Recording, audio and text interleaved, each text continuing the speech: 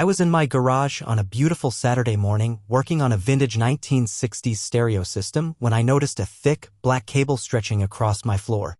I knew every piece of equipment in that space, so this cord immediately caught my attention. Following it outside, I saw my neighbor, Beatrice Sterling, had plugged her golf cart into my outdoor outlet without asking. I was stunned. Here she was, using my electricity like it was a public charging station. When I confronted her, she acted like it was no big deal, saying, "Oh, my cart ran out of juice. Neighbors help neighbors, right?" She even mentioned being on the HOA board as if that gave her special privileges. I tried to be polite, suggesting she ask next time, but she dismissed me, making it clear she thought my property was hers for the taking. I walked away feeling uneasy, thinking maybe it was a one-time emergency, but deep down, I knew it was more than that. A few days later, I installed a lock on my outlet and a private property sign, hoping that would make my boundaries clear. I also set up a security camera to keep an eye on things. 2 days passed without incident, and I started to think maybe she'd gotten the message. But on the third day, I checked the camera and saw something that made my blood run cold. There was Beatrice standing in my driveway with a pair of heavy-duty bolt cutters, methodically cutting through my lock. After she finished, she looked directly at the camera and stuck her tongue out at me, a childish, mocking gesture. Then she plugged in her golf cart like nothing had happened. I was furious. Later that day, I found a handwritten note under my garage door. In her neat handwriting, it read, "Stop creating barriers to community access. This kind of selfish behavior is exactly what's wrong with this neighborhood. Do better." P.S. I was beyond angry. She destroyed my property, mocked me, and had the nerve to call me selfish. I decided to report her to the HOA, thinking they would see the evidence and take action. I sent a professional email with the video footage, the note, and references to HOA guidelines. I waited for a response, feeling like I was doing the right thing. But 3 days passed with no acknowledgement. On the 4th day, I got a response that left me reeling. The HOA email didn't address my complaint at all. Instead, it accused me of being hostile and unwelcoming, citing several counter-complaints from Beatrice. They even warned me about creating division in the community and suggested I reflect on my behavior. I was shocked. They'd completely flipped the narrative. My evidence of her wrongdoing had become proof of my antisocial behavior. The email ended with a threat. Further complaints could result in an HOA conduct review and potential sanctions. I felt like I was being gaslit. How could documented evidence of her crimes be used against me? Sitting in my garage that evening, I felt completely alone and defeated. The system I'd trusted to enforce basic property rights had turned against me. Beatrice had weaponized the HOA's authority, and now I was on their radar as a problem resident. For a moment, I considered giving up. Maybe I should just let her have the outlet. Maybe fighting someone with so much power and influence was pointless. But then I looked around my garage, the space I'd worked so hard to create, filled with projects that mattered to me. I realized that giving up wasn't just about letting Beatrice win. It was about letting bullies everywhere know that if they're clever enough and connected enough, they can get away with anything. My dad once told me, "If someone wins just because you quit, that's not a loss. That's surrender." I wasn't going to let her win.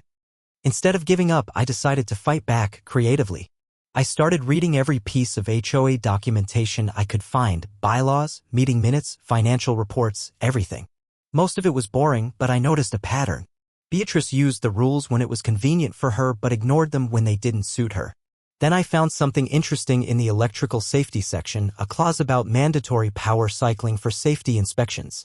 It stated that residential power would be interrupted daily from 6 p.m. to 6 a.m. for safety testing. This wasn't actually happening, but it was in the rules.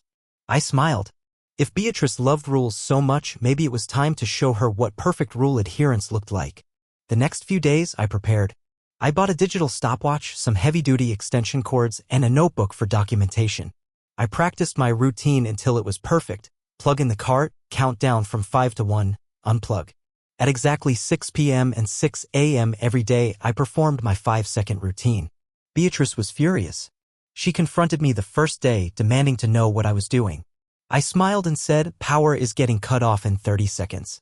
Figured I'd give you a few bonus seconds." I plugged in her cart, counted down from 10 to 1, and at exactly 6 o'clock, I disconnected it. There. Got you 5 seconds of charge time before the maintenance window starts, I said with a helpful smile. She stared at me speechless. The next morning I was back at 5:59 and she was already waiting, arms crossed. What exactly do you think you're doing now? She asked, clearly frustrated. Power comes back on at exactly 6 a.m. according to the maintenance schedule. I wanted to help you get started charging again right away, I replied, pointing to my printed schedule. At 6 a.m. I plugged in her cart, counted down from 5 to 1, and disconnected.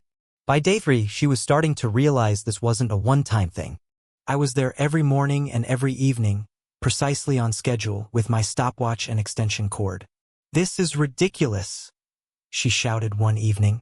5 seconds doesn't charge anything. I just smiled. But it's 5 seconds of neighborly help.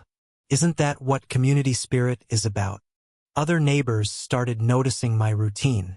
I'd see people peeking out their windows, and I heard that someone had shared a video of my mathematical precision in the community group chat. The responses were mostly positive. People thought it was hilarious and that I was giving Beatrice a taste of her own medicine. Beatrice tried different approaches to stop me, but each one just gave me more opportunities to demonstrate my helpful compliance. When she moved her cart farther away, I got a longer cord. When she complained to other neighbors, they just laughed. My routine became a neighborhood legend.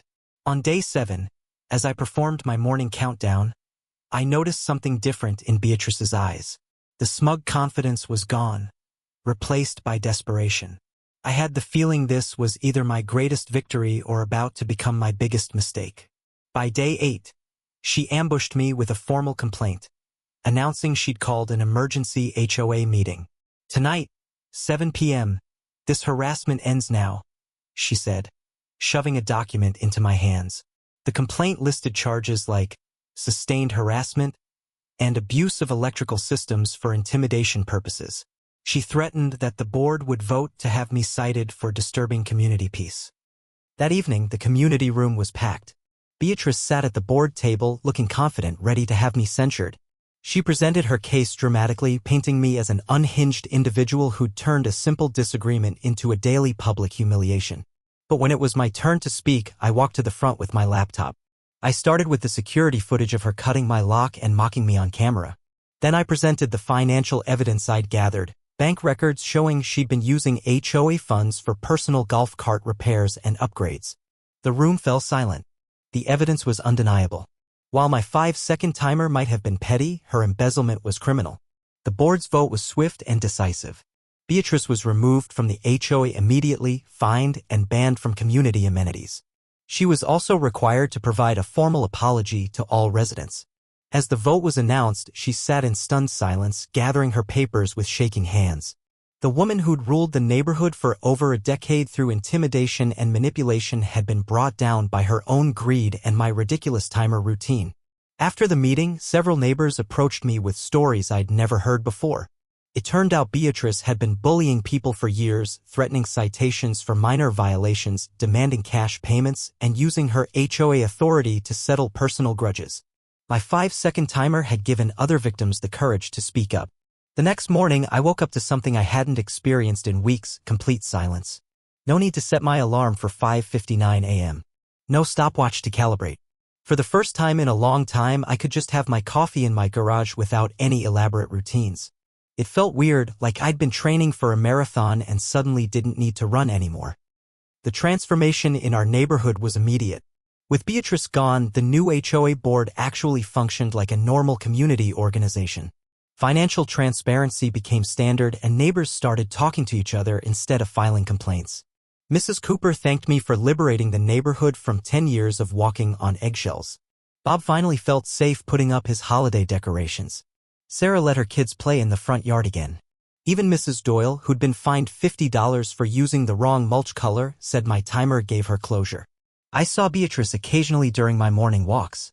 The woman who once strutted around like she owned the neighborhood now walked quickly with her head down, avoiding eye contact. Her golf cart sat in her driveway, covered with a tarp, gathering dust. The whole experience taught me that sometimes the best way to deal with a bully isn't to fight back harder, but to fight back smarter. There's something powerful about watching someone who's used to controlling everything lose control of their own narrative. My 5-second timer routine became a neighborhood legend. New residents still hear about it and kids think it's hilarious. Someone even made an online video about it that went viral with comments like, "This guy's a genius," and both of them are completely insane. I never expected to become famous for mathematical precision and petty compliance, but here we are. The real lesson I learned wasn't about timing or technology, but about the power of patience and creative problem solving when obvious solutions fail. Beatrice had counted on my exhaustion and submission. She'd assumed I'd give up or escalate into some kind of dramatic confrontation that would make me look unstable. She'd never expected me to find a way to turn her own rules against her with such precision that she essentially defeated herself. Sometimes fighting back doesn't mean getting louder or meaner. Sometimes it means getting smarter and more persistent. Looking back, I don't regret standing up to Beatrice, but I do think about how different things could have been if she'd just asked politely the first time. If she'd knocked on my door and said, "Hey, my cart died. Can I plug in for a bit?" I would have said, "Sure, no problem." Instead, her assumption that she could take what she wanted without asking turned a potential friendship into a neighborhood war. Her entitlement cost her everything. Today, my garage is exactly what it should be, my workspace, my sanctuary.